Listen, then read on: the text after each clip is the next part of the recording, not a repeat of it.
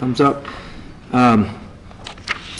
As we get ready for this Duke game, I guess I kind of want to be a little bit out of character starting off. I usually don't like to hit the injury front, but I think it's important that we're kind of out in front of this one here. So anyway, A.J. Long, he's got a little issue with his upper body. He's got a little nerve problem in his arm, so he's going to be highly doubtful for Saturday. And, so just want to kind of start off with that. Because I know I'll get bombarded with questions and want the team to understand that as quickly as possible, as we say to ourselves, we need to move forward and get ready for the next guy to step up and do his job. That's where we'll start this thing out. Now, moving on to Duke. Duke, very good football team, as you guys are well aware of. Leading the Coastal Division in the ACC. They got an excellent quarterback in Anthony Boone, who's played a lot of football for him. Very bright young man. Really does a nice job running that offense. And he's got some great weapons. Crowder on the outside has made some exceptional plays in his career. So we'll have a great challenge with those guys, as well as an offensive line that's played a lot of football together, and they really mesh well. So we'll have our challenges in front of us on both sides of the ball. But I really think it'll be key that we do a great job containing those players on offense.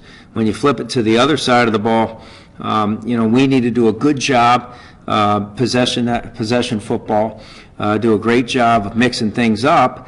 And I know Austin Wilson's had a good week of work, and I know he's really excited for his opportunity. But anyway, with those things being said, I'll pass it along to you to go ahead and open it up for questions. When did you first become aware of AJ's injury? Well, he's a tough son of a gun. Holy cow, he's a tough guy. So he was banged up after Saturday. Injury report, he was hurting.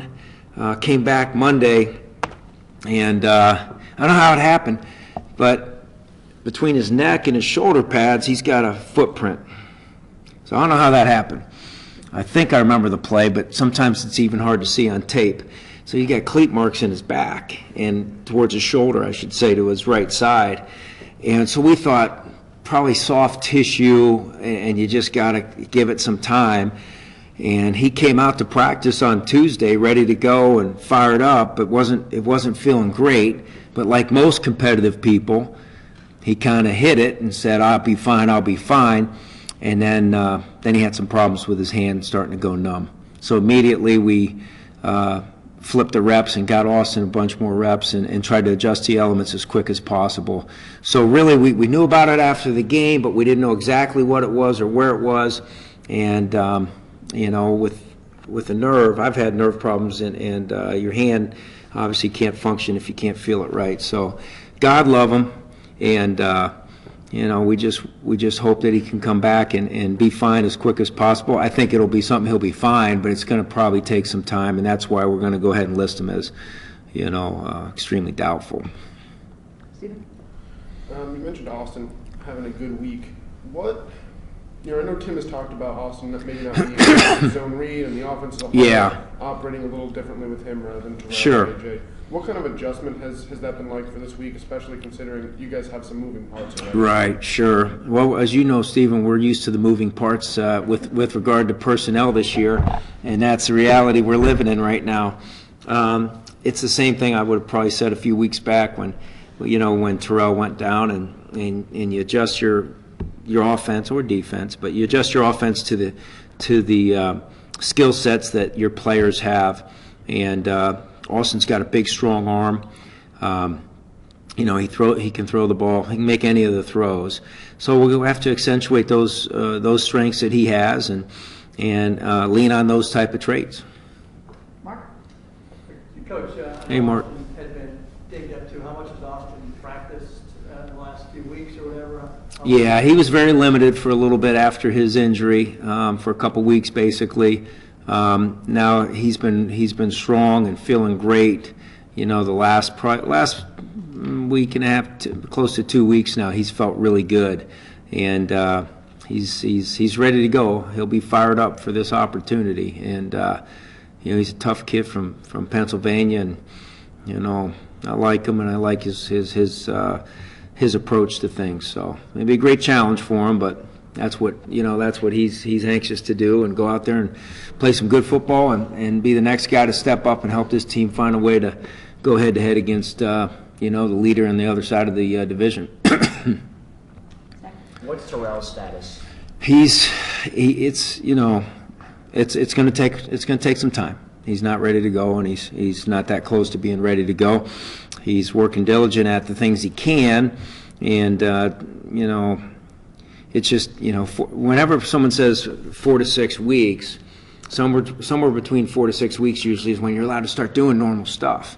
So usually 4 to 6 weeks is 8 to 10 weeks sometimes, depending on how quickly a guy can come back. And so we're just taking it week by week, day by day, but week by week as well. And it's going to be a little time before he's ready.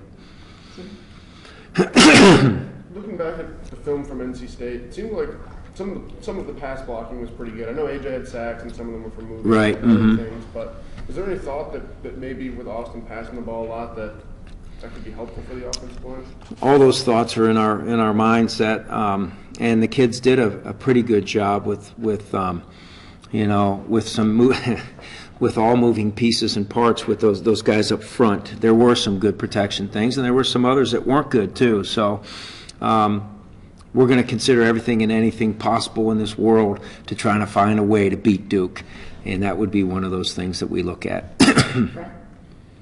Scott, Duke has only turned the ball over 5 times this year, as you know, and when you have an aggressive defense like you do, how do you make a team turn the ball over that doesn't turn the ball? Well, it's a difficult task. Really, NC State was the same way, and we didn't come up with that ball. I thought that we forced some situations. Darius had a chance to catch one, which would have been an unbelievable play on the sideline against NC State, and then Josh Kirkland and Adrian Fleming comes through on the kickoff team and hits that guy, and that ball bounces out, and we don't pounce on it. When the ball's on the ground in a game like this or against a team like this, we got to get it. And if the ball's in your hands and an interception opportunity, we got to make that play. Because the one thing that I believe in is data, and we had a study that was like a 20-year study, and when you're when you're -2 in the turnover ratio, or -3, we ended up in the turnover ratio, you really don't have a chance to win that game. It's like 16%. When you're +2, then all of a sudden that thing jumps way up, +1, +2. So that'll be a huge deal. So, we have to take care of the ball as well as Duke takes care of the ball. And when the opportunity comes, it'll be crucial that we get it back. Mark? Coach, given AJ's love for the game, Yeah. so how hard is this for him to take it? And for the team, it's like the hits just keep coming. We got unbelievable kids, and we had a great talk the other day. One of you was asking a question. I don't know if it was Steve, and somebody asked me a question about, despite all the difficulties, how the kids have maintained their focus and their attitude to just keep fighting through it. And for me, it's they truly have a sense of brotherhood, an unselfish brotherhood for one another. We get beat by NC State, everybody's daubers down in the locker room, as you can only imagine. And you're sitting in there, and all these guys on crutches and all these guys that can't play, are sitting there, and they wish they could help. And there's all these excuses laying around the room. I remember Richie Desir stepped up and he said, no matter what, we're a family till the bitter end, and we'll just keep fighting. And then we broke down family. That's who these kids are. I mean, and you guys will think I'm crazy, but this is actually one of the most fulfilling seasons for me as a coach because of who these kids that sit in this room are. They are unselfish, and they don't make excuses. And all I told them all week long was, don't you change. Don't change who you are. I said, it's easy to be a front runner when things are going great and the ball's bouncing our way and we're staying healthy and all the things are rolling. But really your character's revealed when things are down, when things aren't good. And that's the thing I've been most proud of, is they haven't made excuses, and they've just come back out to work. When you turn on the videotape at practice, I always look at it when I was on defense and now as a head coach, I watch the videotape from practice and I just try to watch what it looks like. And a good practice, it looks like this. The play's over here, let's say, and wham, everybody's, and then they're back here. In a bad practice, it's like the play's over here and guys are lollygagging around. Or between plays, they're jogging off the field rather than running off the field. And there's no enthusiasm. We're slapping each other on the back. Our kids haven't changed. You wouldn't know if it was a team that had won 8 straight or a team that's sitting at 3-6 if you just watched the tape, if you knew nothing else. And that's what impresses me the most about these guys. And then the other thing is, you know, part of our job in influencing the community around us, which is something that our kids have really bought into, is to be great examples for the people that have real life struggles, and to be a team that people look at and say, you know what, they're fighting through their tough hurdles that they're going through. And maybe somebody gets a little inspiration. We have young kids, you know, from Krause come over here, and our kids do such a good job with them. And you know, you have a kid come over that's in the middle of his cancer therapy, and he comes over to practice. What are we going to show that little guy when he comes to practice? That we're feeling sorry for ourselves because we've lost some games? Or are we going to raise that guy up a little bit and give him a little bit of spirit by saying, just keep fighting. Hey, we're struggling too. But between you and I, we're going to fight through these things. And that's what I love to watch our kids do. And they do that. They're so good at that. So wins and losses and all the things that'll put us in difficult situations that are really important, obviously, are less important to me as long as our team continues to be of high character in how we approach difficult situations, and that's how we're going about it. Coach, Tad? your last game for the seniors? Yeah. Can you share with us what you plan on telling them or saying before the game? Well, we talk about that brotherhood so much on a daily basis. So it'll be a little bit less of the same because I don't want them getting so emotional. We're going to have 28 kids out there that have been a big part of this program. It'll be extremely emotional for a minute, but then we got to flip the switch and go play football for the love of the game. Because you want to be emotional and you want to be able to look at your experience after the fact. Because if you start contemplating all those things before, you're going to get hit square in the chin and not play up to your ability level. So we won't talk about it a whole lot. We'll talk about it after the season and the appreciation that we have. And we'll continue to do some of the traditions that have been around here for a long time. We have the burning of the shoe after every season. And one thing we started this year was the building of the shoe. And we talked a lot about what are you building yourself to be outside of football? And who are you as a person with regards to your integrity because of the way you've approached every day in this program with one another? And all those things I mentioned earlier about these kids not changing and the approach they have as unselfish young men will be things that they take with them and that they can be extremely proud of. Because when you get to be my age, it's less about the wins and losses when you look backwards and more about the email you get from a kid saying, Coach, remember when you didn't think I could make it and then I did, and by the way, I have 2 children and a wonderful wife and I'm making a lot of money. That's what it's about. And you're setting yourself up by the way you live each day in this program and all the programs across America. So it'll be extremely emotional. I'm going to try to block it out and just focus on the task at hand as best I can and challenge the kids to do the same. But I've been pleased with the work ethic and the brotherhood across the table throughout the course of this week, knowing it'll be a lot of kids' last day in the Dome. Excuse me. Scott, how has practice gone in terms of making the adjustments and being short on players, if at all? Are you kind of stretched the limit there, or how's that going? Yeah, we've had to adjust. We've had to adjust our practice. We have different periods that we do where we play more like an NFL team, where my 2s are gonna run the offense for the 1 defense, and vice versa, as opposed to having a lot of scout exchange because we don't have bodies. you look, you say, scout team, let's go, and there's 5 guys. Well, you can't do that, right? So we've adjusted it, and we've done what we call corral periods where we service one another more. We have one scout period that's a true scout period, and then we have another period that's, really a glorified run-through, walk-through type situation to try to get those reps. So that's been the adjustment mode that we've had to put into it. And, we've been doing that really for the last 3.5 weeks because of lack of bodies.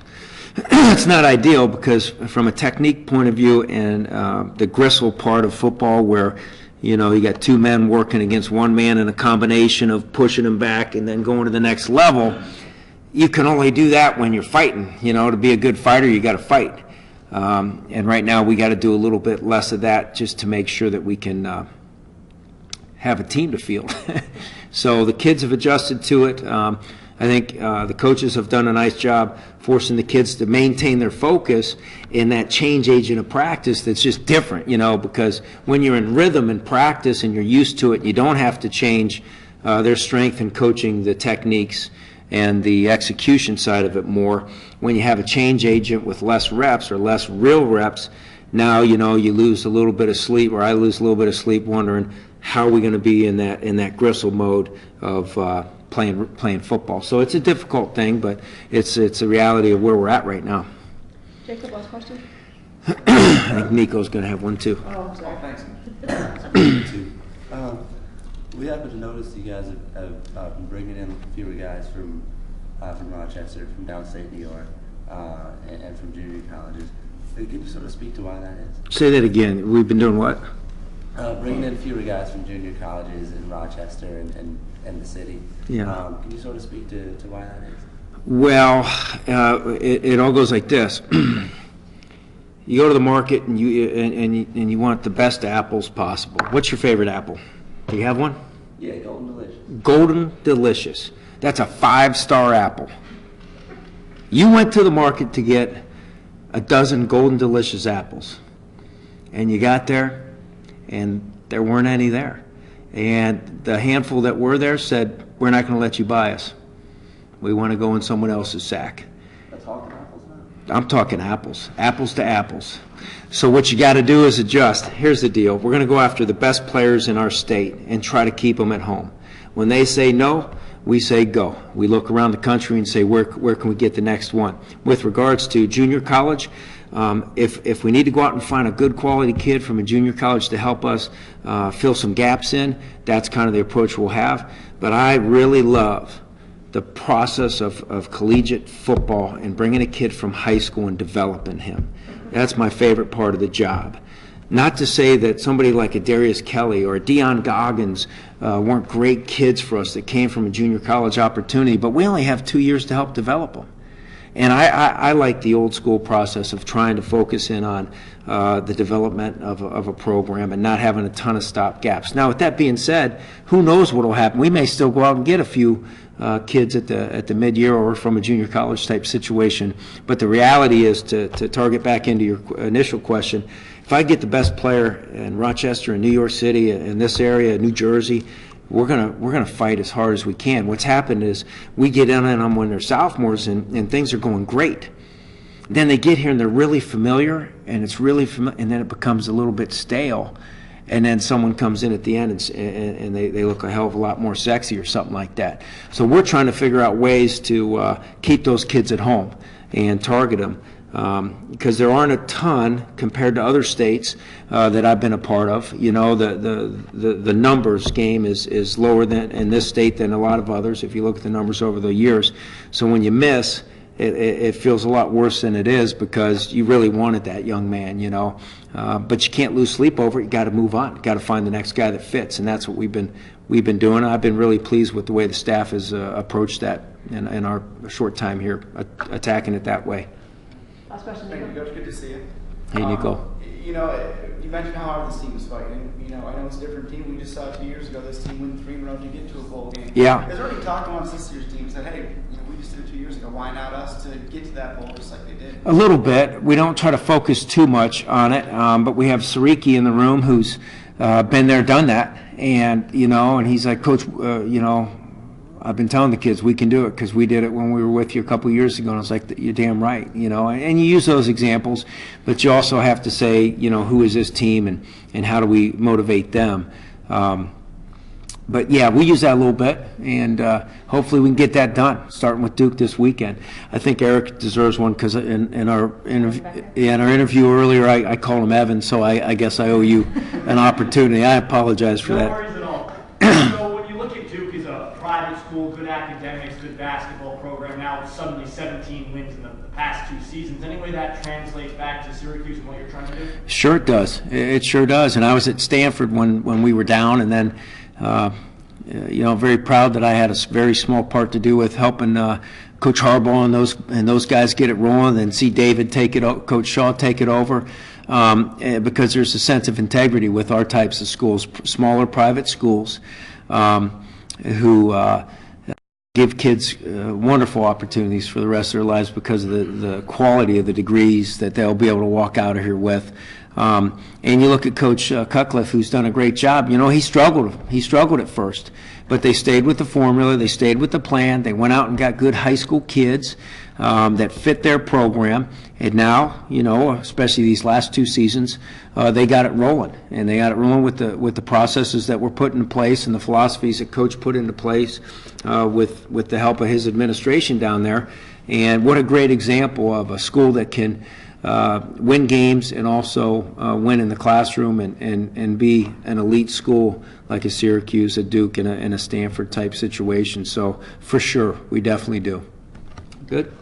Okay, great. All right, Sue. Thanks, Scott.